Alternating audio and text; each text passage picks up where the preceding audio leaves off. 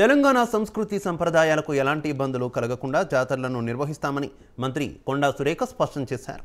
మంత్రిగా పదవీ బాధ్యతలు చేపట్టిన తర్వాత తొలిసారి హనుమకొండ జిల్లా ఐనవోలు శ్రీ మల్లికార్జున స్వామి వారిని ఆమె దర్శించుకున్నారు.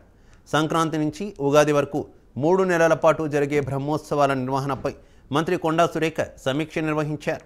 ఇక మల్లికార్జున స్వామి దర్శనానికి వచ్చే భక్తులకు ఎలాంటి అసౌకర్యం కలగకుండా అధికారులు అన్ని ఏర్పాట్లు చేయాలని మంత్రి ఆదేశించారు.